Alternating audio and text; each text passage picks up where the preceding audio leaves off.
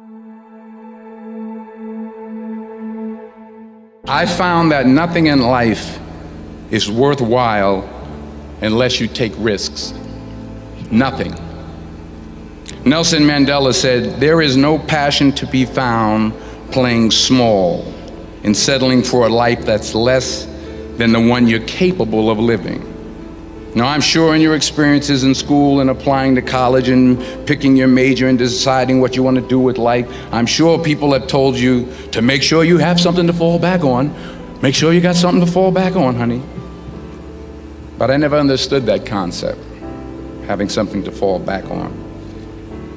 If I'm going to fall, I don't want to fall back on anything except my faith.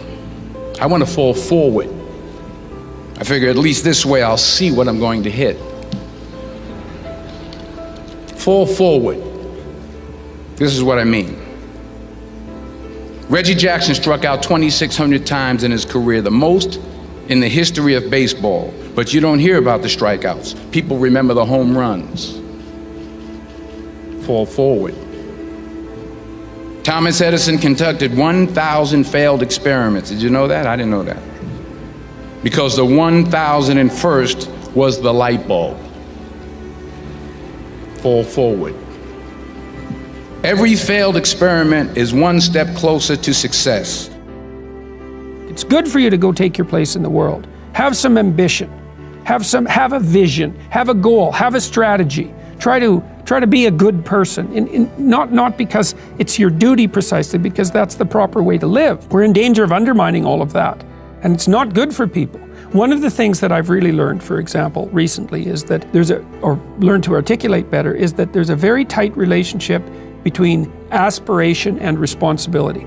So let's say, well, the first question might be, do you need to aspire to something? And the answer is, well, yes, because you have to do something. If you just sit there, you'll die. You can't just sit there. You have to go act out in the world. Okay, so act towards what?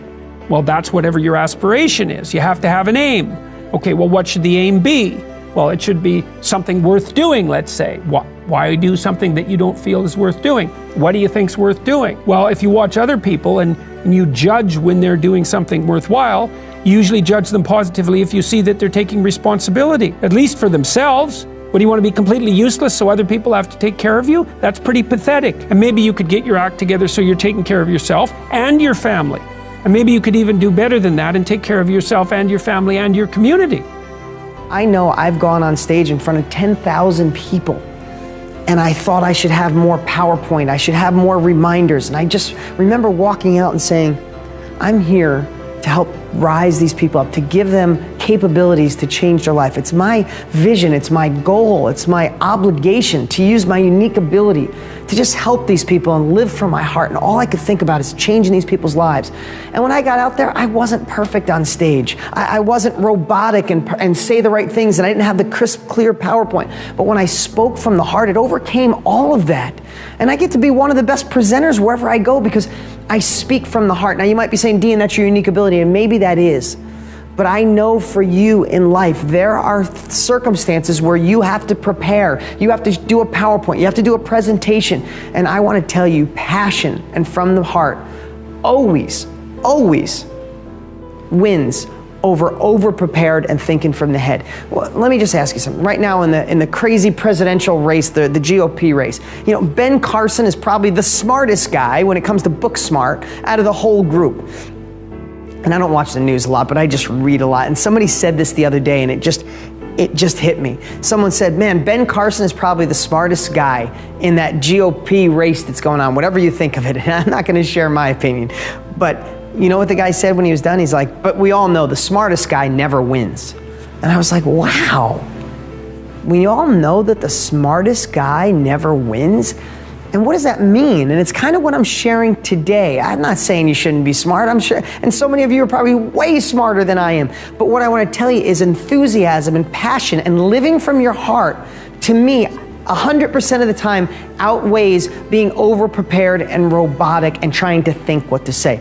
I hope I'm getting the right message across today. I've had this question from so many people. How are you so easy to talk on camera, on stage? And I never have a good answer, and I really thought through it, and that's the answer. I am here right now doing this video for you because each week I want to deliver you a nugget that you could just place into your life and make a tiny shift towards a better life. So I don't need a teleprompter. I don't need a script. I come here and just want to deliver, and it's coming from my heart. Now, I have practice. I've been on video for 15 years. I've been doing these for 7, 8 years.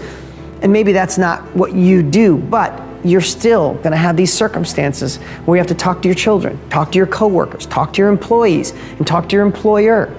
And if you get stuck in your head, that's when you get stressed, that's when you get worried, that's when you try to remember what to say, and you leave and go, oh, why did I say that, or why didn't I say more? What if you can go in and say, why am I going in? And live with passion and have it come from your heart. Then that's truly you, and you're giving the answers you're supposed to from the real you, not the facade that sometimes life makes us wear. One of the challenges I think many people have is really the discernment of information. It's really difficult to know what's the truth anymore, just because information is so accessible. And I used to say that in an age of information, ignorance is a choice. And now we have to confront a whole nother level, and that is the information that we're getting. Is it actually supporting us, or is it something that really is an incentive to cause us to make choices? So for me, I think the biggest challenge has been just really an awakening to what kind of information I want to expose myself to. And I think it's now more than ever a challenge for a lot of people in the world. You don't have to be perfect to inspire others. You can inspire people by how you deal with your imperfections, right? Don't feel that you have to have it all, know it all to make an impact. You don't. You just need a soul full of desire and compassion, right? It was Martin Luther King who said, you don't need a college degree to serve. You don't need to know how to fill a sentence to serve. All you need is a heart full of soul, right? And a heart full of compassion. That's all that's needed. That's what we need to focus on. Let's not be limited by feeling we need other resources apart from love and compassion to make an impact, because we don't, right? You actually don't need them. We are going to create a baseline for ourselves that's based on intention. This was around 1989 when I'd read Gary Zukav's book called The Seat of the Soul.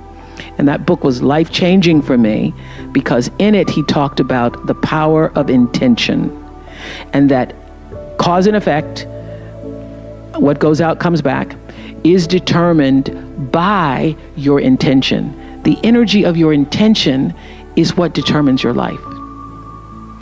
Most people don't think about their intention. They just think about what they want to do. Most people don't think about why they want to do it. But what's going to come back to you, the energy that's going to come back to you, is the real why of why you did it. And so I then said to my producers, we're not going to do any shows that are not intentional. So don't bring me an idea unless you have an intention for the show that you want the outcome to be. And we're going to strive to see if we can live up to our intentions. And so around the late 80s, we started a pre-show to talk about what the intention was, and then a post-show after every single show to say, did we fulfill that intention? And that's about the time I realized this is bigger than me.